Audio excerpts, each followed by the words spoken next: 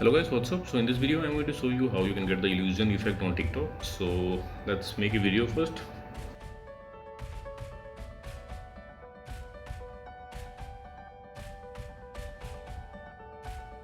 Small video. Now at the bottom of the screen you can see this effects button is there. Tap there and you can see all this effect. Slide right until you find this illusion effect. Okay, as you can see in the center we have this illusion effect. I made mistake and I applied the filter. Let's remove them. I'll play the video once to see where I have to apply this filter. Here and here, two places. So to apply this filter you have to press and hold the illusion button. So let's play the video.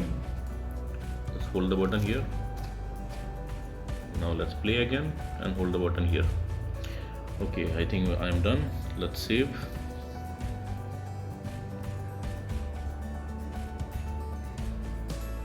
Okay, so this is it guys. Likewise you can get this illusion filter on TikTok. So thanks for watching the video guys. See you in the next video.